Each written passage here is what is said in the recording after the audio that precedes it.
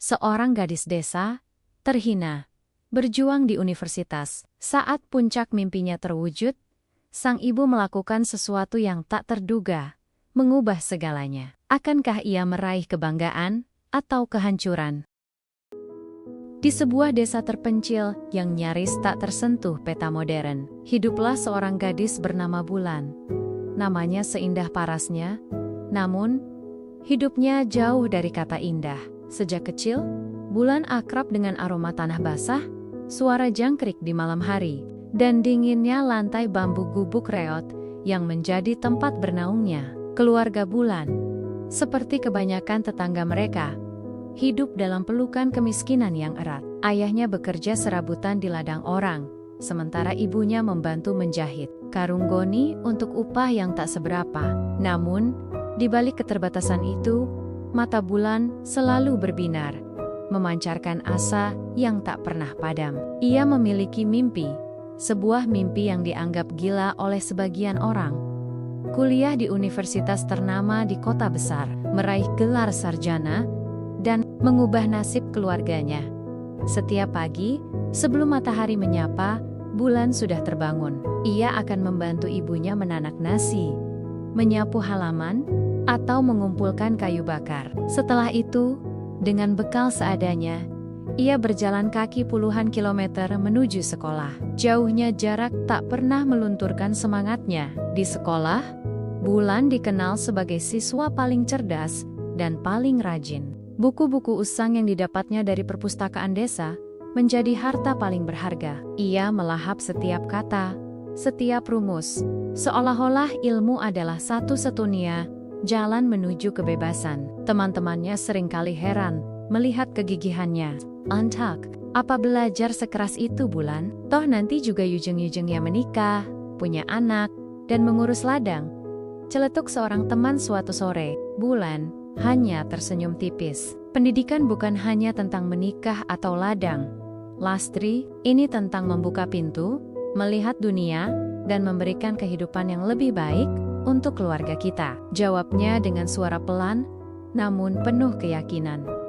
Ayah dan ibu Bulan, meski seringkali tak memahami sepenuhnya ambisi putrinya, selalu memberikan dukungan penuh. Mereka melihat percikan harapan di mata Bulan, sebuah cahaya yang tak pernah mereka miliki. Suatu malam, saat Bulan tengah belajar di bawah temaram lampu minyak, ibunya duduk di sampingnya.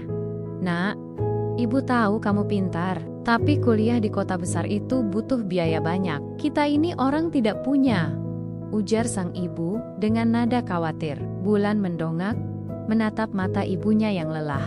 "Ibu, jangan khawatir. Bulan akan mencari beasiswa. Bulan akan bekerja paruh waktu. Asal ada kemauan, pasti ada jalan," jawab Bulan. Tangannya menggenggam tangan ibunya erat. Ayahnya yang baru pulang dari ladang, meski lelah, ikut menimpali. "Betul, Nak. Kami akan selalu mendukungmu. Asal kamu tidak melupakan asal-usulmu, kami akan bangga." Kata-kata orang tuanya menjadi bahan bakar bagi semangat Bulan. Ia tahu, perjuangan ini bukan hanya untuk dirinya sendiri, tetapi juga untuk orang tua yang sangat dicintainya. Tahun-tahun berlalu, Bulan tumbuh menjadi remaja putri yang cekatan dan berwawasan luas. Nilai-nilainya selalu di atas rata-rata, membuatnya menjadi kebanggaan sekolah. Namun, di balik semua prestasi itu, ada rasa cemas yang terus menghantuinya.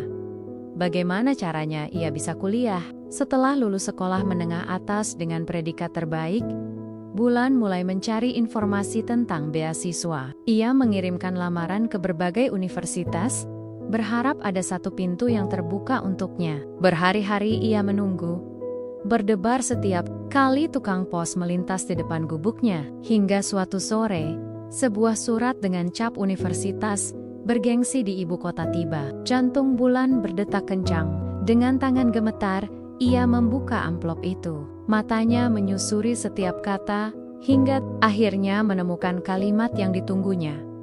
"Selamat, Anda diterima sebagai mahasiswa, penerima beasiswa penuh." Seketika, gubuk tua itu dipenuhi pekikan sukacita. Mimpi yang selama ini hanya berani ia simpan dalam hati, kini menjadi nyata. Namun, Bulan tahu, ini hanyalah permulaan. Perjalanan sesungguhnya baru akan dimulai, dan tantangan yang lebih besar sudah menanti di kota metropolitan yang serba gemerlap. Ia siap menghadapinya dengan semangat dan tekad yang tak tergoyahkan demi masa depan yang lebih baik. Kedatangan Bulan di ibu kota adalah sebuah kejutan budaya yang masif dari desa yang tenang dengan suara alam sebagai satu-satunya melodi.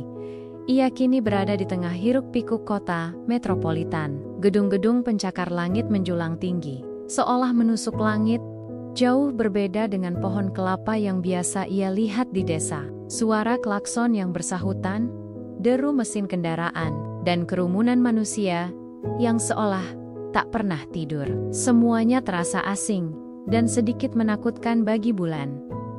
Ia merasa seperti sebutir pasir kecil yang tersapu ombak raksasa. Namun, di balik rasa kagum dan sedikit gamang, ada semangat membara yang tak pernah padam di dalam dadanya. Ia telah sampai di gerbang mimpinya, di sebuah universitas ternama yang selama ini hanya bisa ia bayangkan.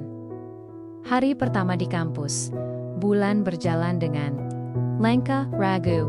Mahasiswa-mahasiswa lain terlihat begitu percaya diri, dengan pakaian modis dan gawai canggih di tangan. Ia merasa sangat berbeda, bahkan dengan tas lusuh yang ia gunakan. Namun, ia mencoba mengabaikan perasaan itu.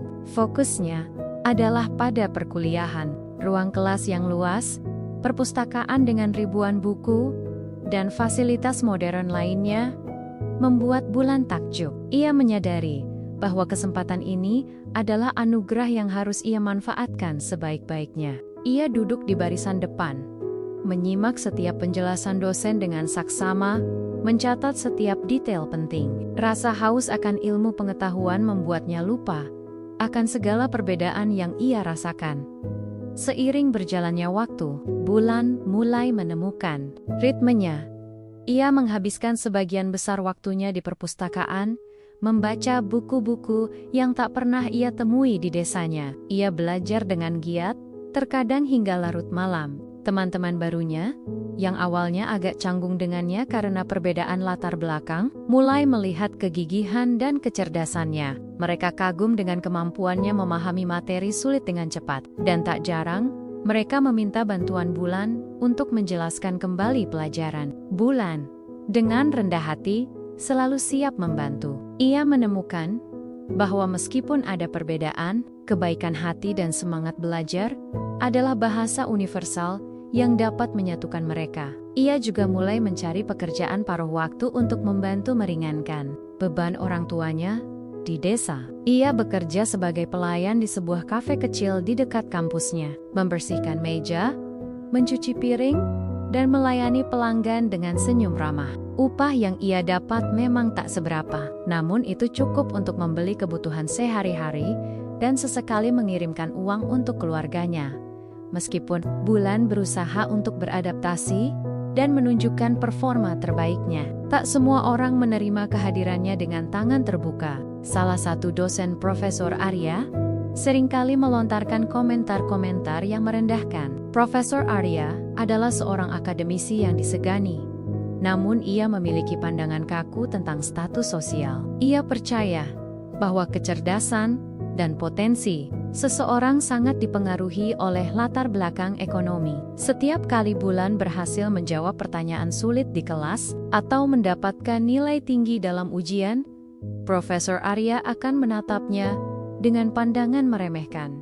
"Nona Bulan, Anda cukup beruntung bisa berada di sini. Saya harap keberuntungan itu tidak hanya karena beasiswa, tapi juga karena kemampuan Anda yang sesungguhnya," ujarnya suatu hari di depan kelas, yang secara tidak langsung menyiratkan keraguan akan kemampuan Bulan. Awalnya, Bulan berusaha untuk tidak terlalu memikirkannya. Ia tahu bahwa ia harus membuktikan diri melalui hasil. Namun, komentar-komentar itu semakin sering ia dengar, baik secara langsung maupun melalui bisik-bisik dari mahasiswa lain yang terpengaruh oleh pandangan Profesor Arya.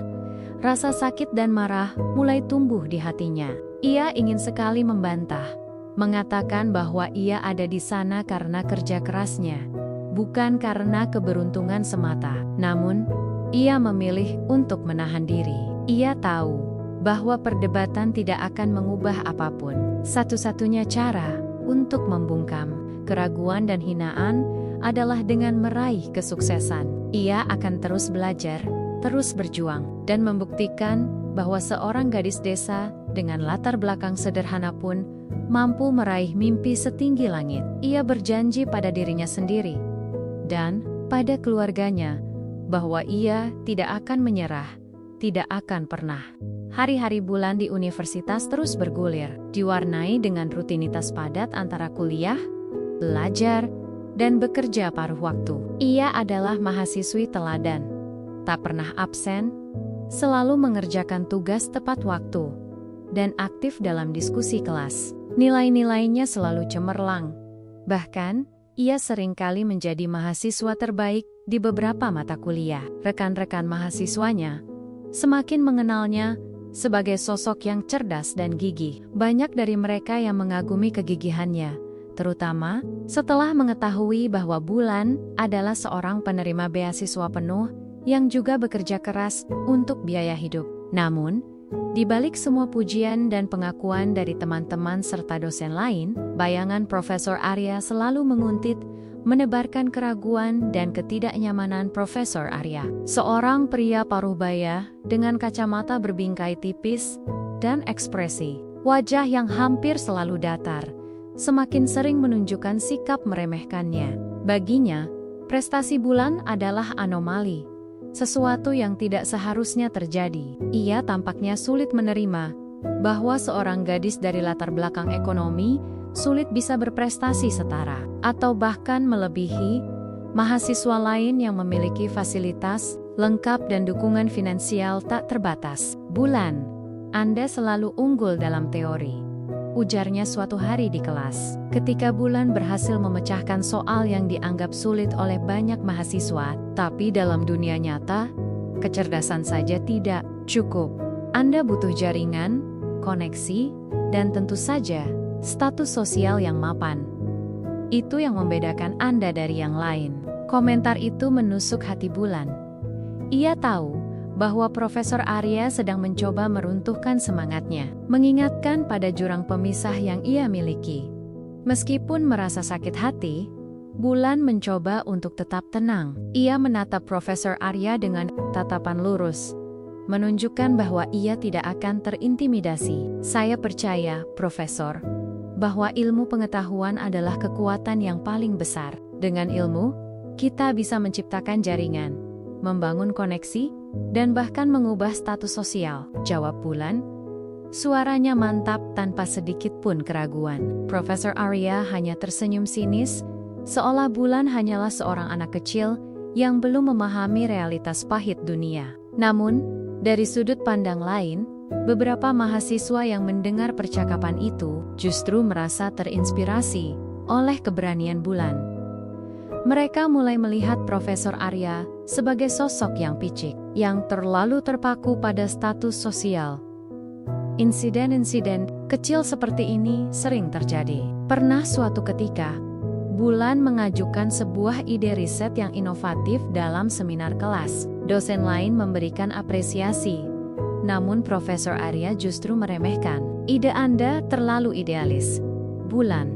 Terlalu jauh dari kenyataan. Butuh biaya besar dan dukungan yang Anda tidak miliki, komentarnya pedas. Bulan tahu bahwa Profesor Arya tidak hanya meremehkan idenya, tetapi juga latar belakangnya. Ia berusaha untuk tetap positif.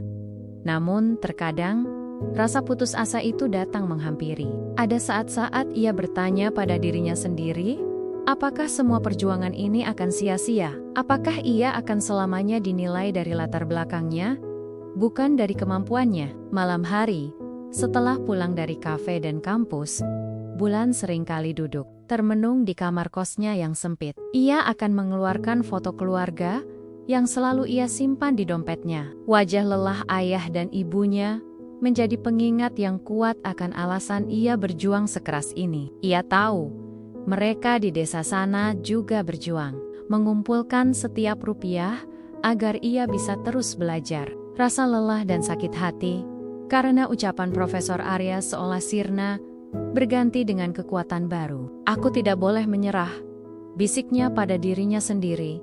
Air mata membasahi pipi. Profesor Arya tidak akan pernah mengerti, tapi aku akan membuktikan bahwa ia salah. Dengan tekad baru, Bulan membuka buku-bukunya lagi. Ia akan belajar lebih giat, ia akan bekerja lebih keras, dan ia akan menunjukkan kepada Profesor Arya dan kepada dunia bahwa seorang gadis desa seperti dirinya pun bisa mencapai puncak. Ia akan membuktikan bahwa pendidikan adalah kunci, dan ia tidak akan pernah membiarkan siapapun meremehkan mimpinya.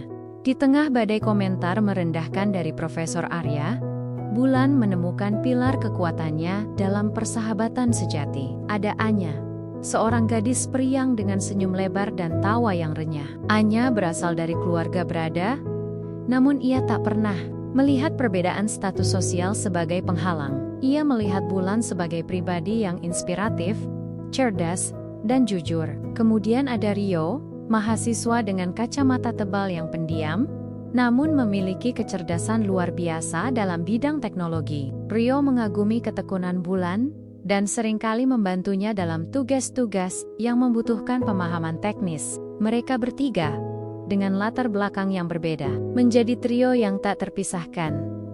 Anya adalah orang pertama yang menyadari betapa komentar Profesor Arya memengaruhi Bulan.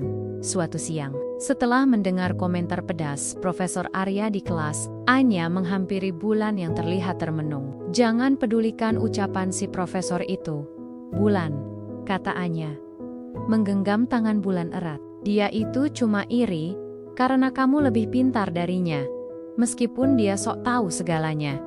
Bulan tersenyum tipis, tapi perkataannya itu sering membuatku ragu. "Anya, apa benar aku ini tidak pantas berada di sini?" tanyanya, suaranya bergetar. Anya menggeleng tegas. "Bodoh, kamu pantas di sini, Bulan. Kamu berjuang jauh lebih keras dari siapapun di kelas ini. Profesor Arya itu cuma butuh kacamata baru untuk melihat bakatmu yang luar biasa," sahut Anya, mencoba menghibur. Rio, meski tidak banyak bicara, menunjukkan dukungannya melalui tindakan. Ia seringkali berbagi catatan kuliahnya yang rapi, membantu Bulan mencari referensi buku di perpustakaan, atau bahkan menemani Bulan belajar hingga larut malam. Suatu kali, ketika Bulan kesulitan memahami sebuah konsep rumit, Rio dengan sabar menjelaskan berulang kali hingga Bulan benar-benar paham. "Jangan pernah biarkan omongan orang lain meruntuhkan semangatmu, Bulan," ujar Rio suatu hari. Setelah berhasil membantu Bulan menyelesaikan sebuah proyek tugas akhir, "Nilai-nilaimu, prestasimu, itulah yang berbicara. Itu lebih berharga daripada semua omong kosong yang keluar dari mulut Profesor Arya." Persahabatan mereka tidak hanya sebatas dukungan moral, mereka saling membantu dalam berbagai aspek kehidupan. Anya seringkali menawarkan diri untuk mengajari Bulan bahasa Inggris yang lebih luas, atau membantu Bulan mencari informasi tentang lomba-lomba riset. Rio, dengan keahliannya di bidang teknologi, membantu Bulan membuat presentasi yang menarik, atau mencari jurnal-jurnal ilmiah terbaru di internet. Mereka juga sering menghabiskan waktu bersama di luar kampus, sekadar minum kopi di kafe atau bergeleng-geleng di taman kota. Momen-momen sederhana itu menjadi pelipur lara bagi Bulan, memberinya kekuatan untuk terus berjuang. Ia merasa beruntung memiliki momen seperti mereka. Dukungan dari Anya dan Rio tidak hanya membangkitkan semangat Bulan, tetapi juga memberinya perspektif baru. Ia mulai menyadari bahwa komentar Profesor Arya hanyalah cerminan dari pikiran picik seorang individu, bukan cerminan dari nilai dirinya yang sesungguhnya. Ia semakin yakin bahwa ia harus fokus pada tujuannya dan tidak membiarkan siapapun mengalihkan perhatiannya. Ia menemukan kekuatan dalam dirinya sendiri, sebuah kekuatan yang lahir dari tekad yang bulat dan dukungan orang-orang terkasih. Bulan tidak lagi merasa sendirian dalam perjuangannya. Ada Anya yang selalu menyemangati, dan ada Rio yang selalu siap membantu. Dengan mereka di sisinya, Bulan merasa lebih siap untuk menghadapi tantangan apapun, bahkan menghadapi Profesor Arya Sekolipen. Ia tahu perjalanan ini masih panjang. Namun ia tidak akan pernah menyerah. Persahabatan mereka adalah pilar yang kokoh, menopang impian Bulan agar tetap berdiri tegak di tengah badai. Semester-semester berlalu dengan cepat, membawa Bulan semakin dekat dengan garis finish. Ia telah melewati berbagai ujian, baik akademik maupun mental. Setiap kali Profesor Arya melontarkan komentar sinis, Bulan menjadikannya sebagai cambuk untuk belajar lebih keras. Ia ingin membuktikan bahwa ia bukan hanya sekadar penerima beasiswa, melainkan seorang mahasiswi yang benar-benar layak dan berprestasi. Puncaknya adalah ketika mata kuliah inti yang diampu oleh Profesor Arya tiba. Mata kuliah ini adalah penentu, dan Bulan tahu bahwa ia harus mendapatkan nilai sempurna untuk mengamankan posisinya. Suasana kelas terasa tegang. Profesor Arya semakin intens dalam memberikan materi, dan ia seringkali melontarkan pertanyaan-pertanyaan sulit yang hanya sedikit mahasiswa yang mampu menjawab. Tatapannya selalu tertuju pada Bulan, seolah ia menantang gadis itu untuk menyerah. Namun, Bulan tidak gentar. Ia belajar siang dan malam, melahap setiap buku, setiap jurnal, dan setiap materi kuliah. Anya dan Rio seringkali menemaninya, memberikan dukungan moral, dan membantu Bulan mencari referensi tambahan. "Kamu pasti bisa, Bulan, kamu yang paling siap di antara kita semua," kata Anya suatu malam saat mereka belajar bersama di perpustakaan.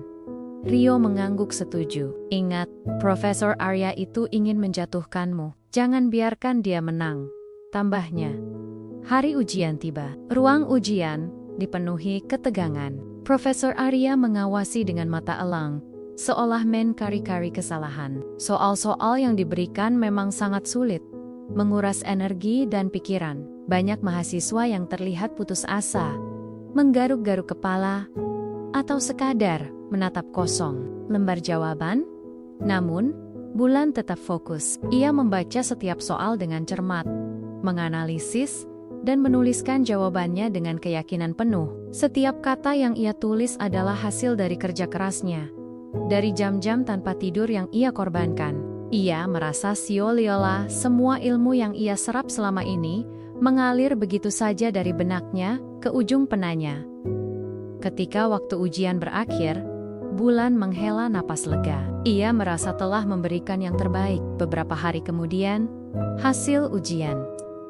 Nama Bulan berada di urutan pertama, dengan nilai sempurna. Seluruh mahasiswa di kelas terkesima. Mereka tahu betapa sulitnya ujian itu, dan mereka tahu betapa Profesor Arya ingin Bulan gagal. Namun, Bulan berhasil membuktikan sebaliknya.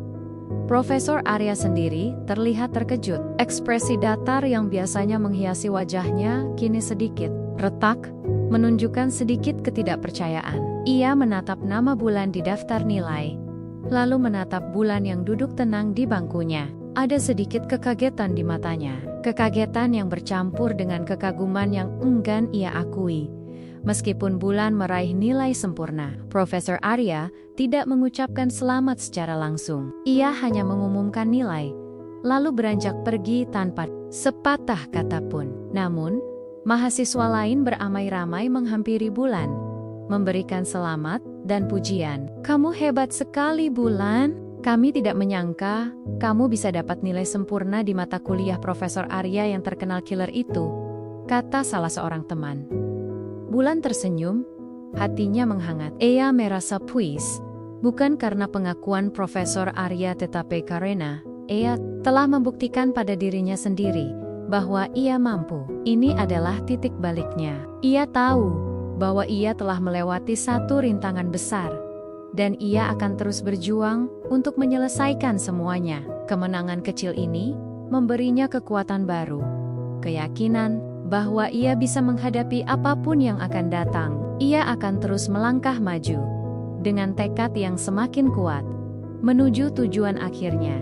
Setelah melewati badai ujian, tantangan berikutnya yang harus dihadapi Bulan adalah skripsi. Ini adalah gerbang terakhir menuju kelulusan, sebuah proyek penelitian yang membutuhkan dedikasi, ketelitian, dan tentu saja bimbingan dosen. Sayangnya, untuk mata kuliah skripsi, Profesor Arya ditunjuk sebagai dosen pembimbing utama Bulan.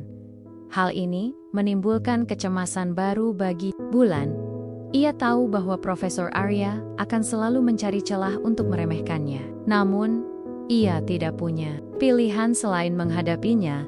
Bulan memilih topik skripsi yang inovatif terkait dengan pengembangan ekonomi desa melalui pemanfaatan sumber daya lokal. Topik ini sangat dekat dengan hatinya, dan ia berharap dapat memberikan kontribusi nyata bagi desanya setelah lulus nanti. Ia mengerjakan proposal skripsi dengan sangat teliti, mengumpulkan data awal, dan merumuskan hipotesis dengan cermat. Ia ingin memastikan bahwa Profesor Arya tidak memiliki alasan sedikit pun untuk menolak atau meremehkan idenya. Pertemuan pertama bimbingan skripsi berlangsung dingin. Profesor Arya membaca proposal Bulan dengan ekspresi datar, sesekali mengernyitkan dahi. "Topik Anda ini terlalu ambisius, Bulan," ujarnya setelah selesai membaca. "Saya ragu Anda punya kapasitas untuk melakukan penelitian sebesar ini. Apalagi dengan keterbatasan akses dan fasilitas yang Anda miliki." Komentar itu langsung menusuk hati Bulan. Ia tahu bahwa keterbatasan akses dan fasilitas adalah kode untuk latar belakangnya.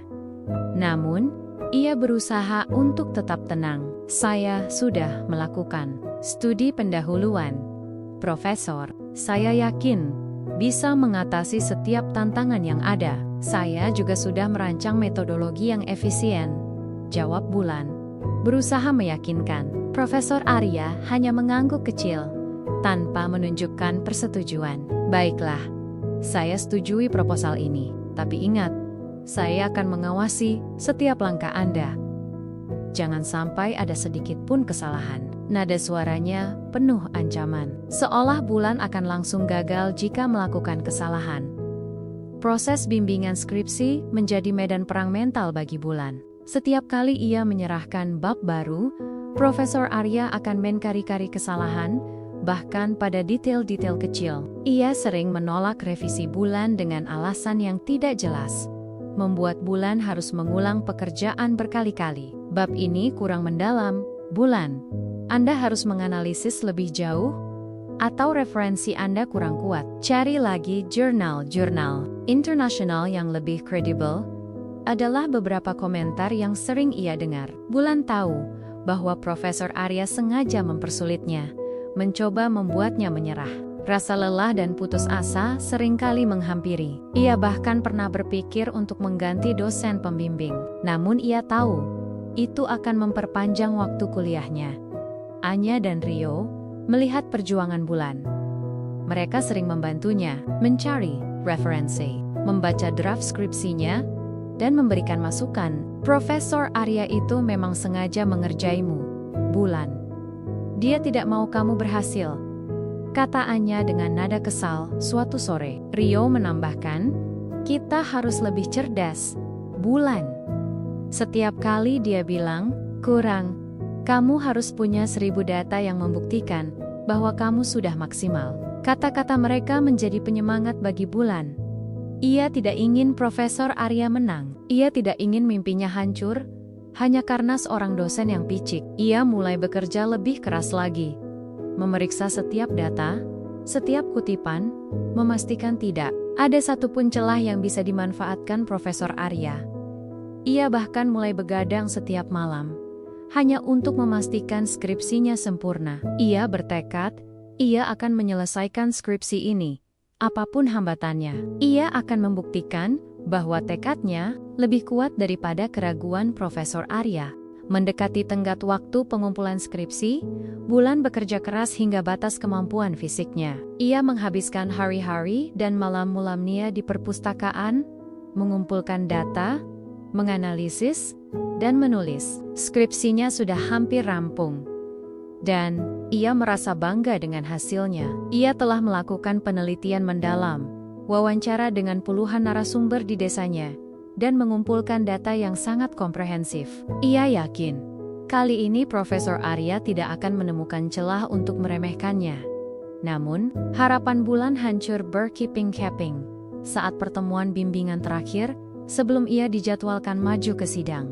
Profesor Arya membaca draft final skripsi Bulan dengan ekspresi yang lebih serius dari biasanya. Kemudian, ia meletakkan berkas itu di meja.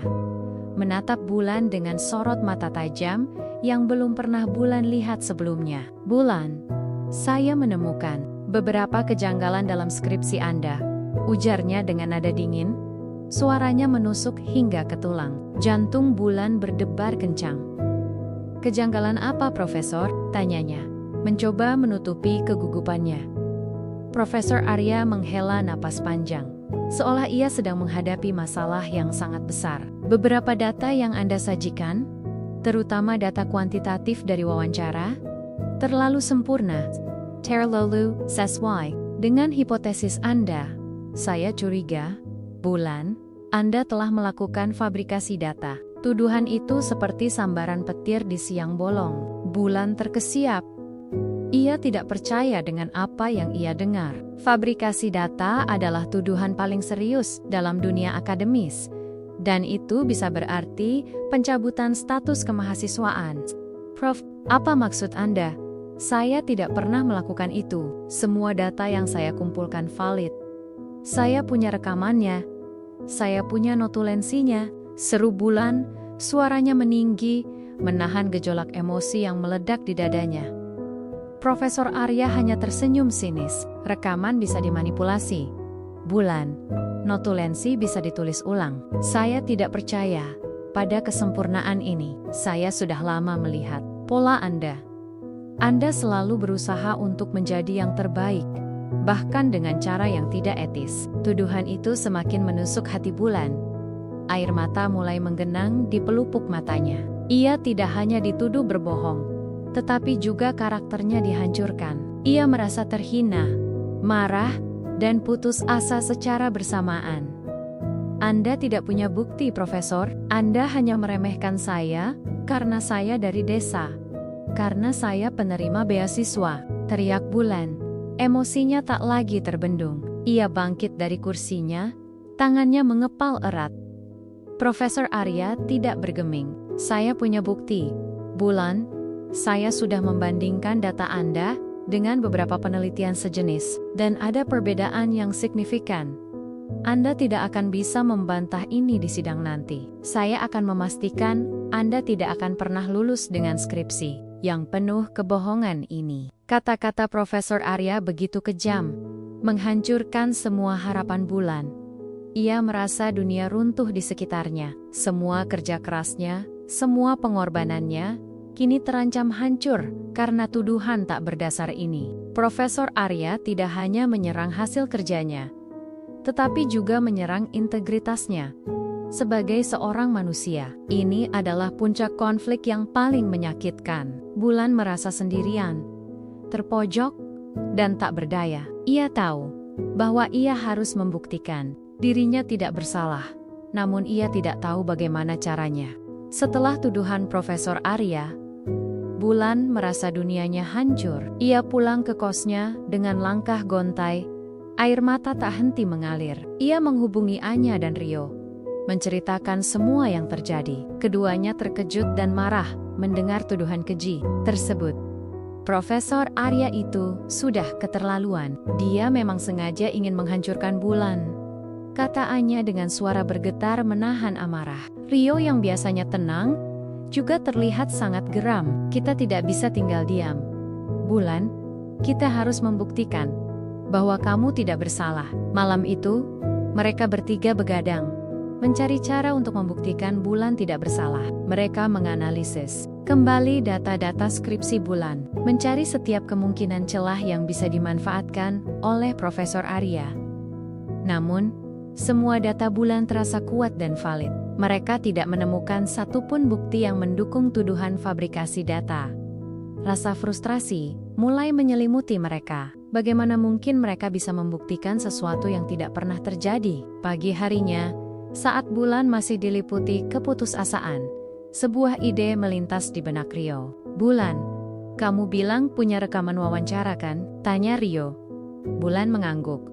"Ya, Semuanya ada di ponsel lamaku. Tapi Profesor Arya bilang, itu bisa dimanipulasi.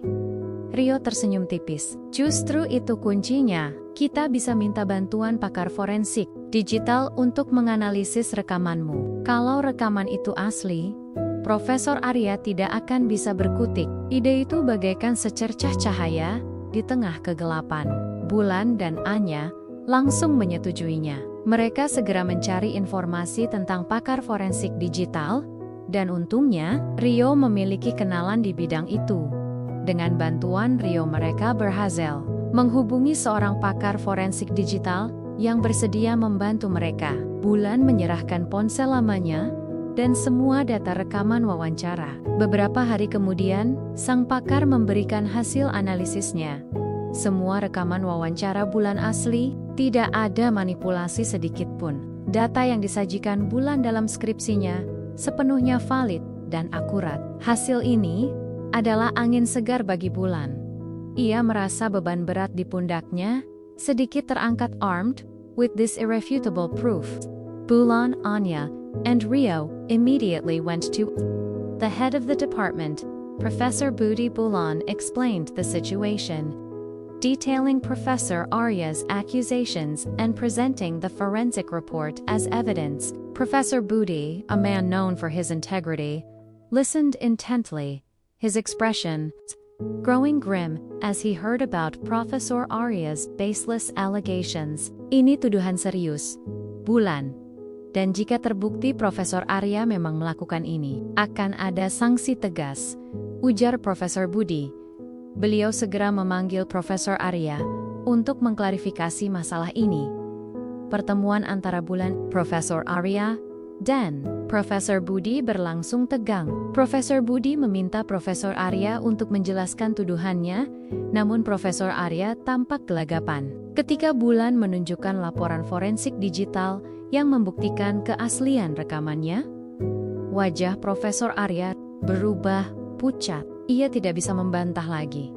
Kejahatannya terbongkar.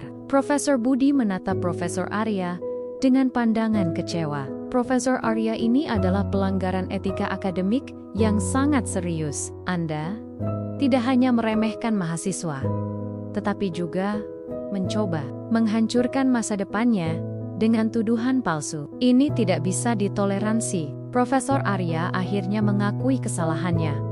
Meskipun dengan suara lirih dan enggan, ia beralasan bahwa ia hanya ingin mendorong Bulan untuk lebih teliti, namun alasannya terdengar tidak meyakinkan. Kebenaran akhirnya terungkap. Tuduhan Profesor Arya hanyalah bentuk dari kecemburuan dan prasangka buruknya terhadap Bulan. Dengan hasil forensik yang jelas, Profesor Budi memutuskan untuk memberikan sanksi kepada Profesor Arya dan memastikan bahwa Bulan dapat melanjutkan proses sidang skripsinya tanpa hambatan. Bulan akhirnya bisa bernapas lega. Ia telah memenangkan pertempuran penting ini. Ia telah membuktikan integritasnya. Dan yang lebih penting, ia telah menunjukkan bahwa kebenaran akan selalu menemukan jalannya. Setelah insiden dengan Profesor Arya, Bulan dapat melanjutkan proses sidang skripsinya tanpa hambatan. Ia berhasil mempresentasikan hasil penelitiannya dengan percaya diri dan mendapatkan nilai terbaik. Seluruh juri sidang memberikan apresiasi tinggi terhadap kualitas skripsinya dan kemampuan Bulan dalam mempertahankan argumennya. Bulan merasa sangat lega dan bangga. Satu persatu rintangan telah ia lewati, dan kini ia semakin dekat dengan hari yang dinanti-nantikan wisuda.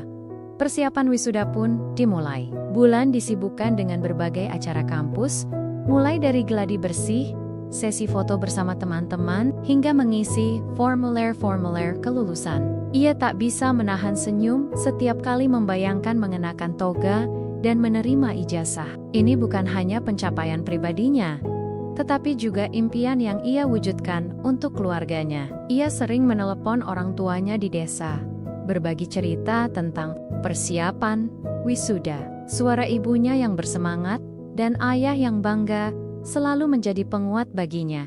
Mereka berjanji akan datang ke acara wisuda Bulan. Meskipun itu berarti mereka harus mengeluarkan uang dan tenaga ekstra untuk perjalanan jauh. Namun, di tengah euforia persiapan wisuda, ada satu hal yang masih mengganjal hati Bulan. Ia masih teringat jelas komentar-komentar merendahkan Profesor Arya.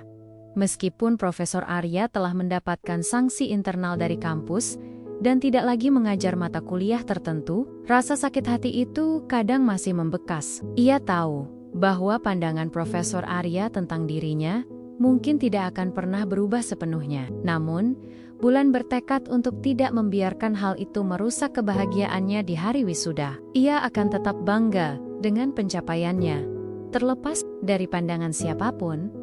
1 minggu sebelum acara wisuda, Bulan mendapat kunjungan tak terduga. Itu adalah ibunya, yang datang lebih awal dari yang diperkirakan. Bulan terkejut sekaligus bahagia melihat ibunya. "Ibu ingin membantu Bulan menyiapkan segala sesuatu, Nak," ujar sang ibu dengan senyum lebar. Bulan memeluk ibunya erat. "Terima kasih, Ibu." Sepanjang minggu itu, Ibu Bulan banyak membantu, mulai dari menyiapkan pakaian wisuda hingga memasak makanan kesukaan Bulan. Ibu Bulan juga sering terlihat mondar-mandir di sekitar kampus, mengamati gedung-gedung megah dan keramaian mahasiswa. Bulan melihat kilatan kebanggaan di mata ibunya setiap kali mereka melewati plakat nama universitas pada hari-hari wisuda. Balai sidang utama universitas dipenuhi oleh ribuan orang. Keluarga, teman, dan para dosen hadir untuk merayakan momen penting ini. Bulan duduk di barisan depan bersama teman-teman seangkatannya. Jantungnya berdegup kencang. Ia mengenakan toga dengan bangga. Rambutnya disanggul rapi dan senyum tak lepas dari bibirnya. Ia melihat ayah dan ibunya duduk di barisan paling belakang, melambaikan tangan ke arahnya. Hati Bulan dipenuhi rasa haru. Ia telah berhasil. Ia telah membuktikan bahwa pendidikan adalah kunci untuk mengubah nasib. Ia telah mewujudkan mimpi orang tuanya. Acara wisuda berlangsung meriah. Satu persatu nama wisudawan dipanggil ke panggung untuk menerima ijazah dari rektor. Ketika nama Bulan dipanggil, ia melangkah maju dengan kepala tegak. Sorak-sorai dan tepuk tangan menggema di seluruh ruangan. Ia melihat Profesor Arya duduk di barisan dosen, menatapnya dengan ekspresi yang sulit diartikan. Bulan tidak peduli. Fokusnya adalah pada rektor yang menyerahkan ijazah padanya, dan pada orang tuanya yang tersenyum bangga di belakang sana. Momen ini adalah puncaknya, sebuah pencapaian yang akan ia kenang seumur hidup. Namun, ia tidak menyadari bahwa akan ada kejutan tak terduga yang akan mengubah segalanya, sebuah momen yang akan lebih berarti daripada sekadar menerima ijazah. Suasana haru dan sukacita memenuhi balai sidang utama. Setelah Bulan menerima ijazahnya, seperti biasa, ada sesi singkat di mana beberapa perwakilan mahasiswa berprestasi diizinkan untuk memberikan pidato singkat. Bulan adalah salah satunya. Ia melangkah ke podium dengan naskah pidato di tangannya, siap untuk mengucapkan terima kasih dan berbagi inspirasinya. Namun, sebelum ia sempat berbicara, sebuah kejadian tak terduga menghentikan semua aktivitas. Dari barisan kursi tamu, tiba-tiba seorang wanita paruh baya bangkit. Ia adalah Ibu Bulan. Dengan langkah mantap, namun sedikit canggung, ia berjalan menuju panggung. Seluruh mata tertuju padanya. Beberapa panitia mencoba mendekatinya. Mungkin berpikir, ia salah jalan. Namun Ibu Bulan menatap mereka dengan tatapan yang penuh tekad. Ia naik ke panggung, berdiri di samping podium tempat Bulan akan berpidato. Bulan terkejut, begitu pula seluruh hadirin. Profesor Arya, yang duduk di barisan dosen, terlihat mengangkat alis. Kebingungan, Ibu Bulan mengambil mikrofon dari tangan Bulan yang masih tertegun. Suasana hening seketika. Ibu Bulan menarik napas dalam-dalam, matanya menatap ribuan orang di depannya. Ia tampak gugup, namun ada kekuatan yang terpancar dari sorot matanya. "Selamat siang, Bapak Ibu Rektor, para dosen terhormat, dan seluruh hadirin," ujarnya. Suaranya sedikit bergetar pada awalnya, namun kemudian menjadi lebih mantap. "Saya adalah ibu dari Bulan. Saya hanya seorang ibu rumah tangga dari desa. Tidak mengerti banyak tentang pendidikan tinggi. Beberapa orang mulai berbisik-bisik, bertanya-tanya apa yang akan terjadi. Profesor Arya terlihat tidak senang dengan interupsi ini. Tapi saya tahu satu hal. Lanjut Ibu Bulan. Suaranya kini lebih lantang. Saya tahu bagaimana anak saya berjuang. Saya melihat bagaimana ia belajar di bawah lampu minyak. Bagaimana ia menahan lapar demi membeli buku. Dan bagaimana ia menahan air mata setiap kali ada yang meremehkannya. Bulan tidak punya harta. Tidak punya koneksi. Yang ia punya hanyalah mimpi dan tekad sekuat baja. Dan kami, keluarganya, adalah satu-satunya dukungan yang ia miliki. Ibu Bulan berhenti sejenak, menatap putrinya dengan mata berkaca-kaca. Bulan sudah tak bisa menahan air matanya. Anak saya selalu diajarkan bahwa pendidikan adalah kunci. Kunci untuk membuka pintu masa depan, kunci untuk mengubah nasib. Dan hari ini, Bulan telah membuktikan itu. Ia bukan hanya meraih gelar sarjana, ia juga membuktikan bahwa hati yang tulus dan semangat yang gigih bisa mengalahkan segala bentuk keraguan dan penghinaan. Saya bangga padamu, Bulan.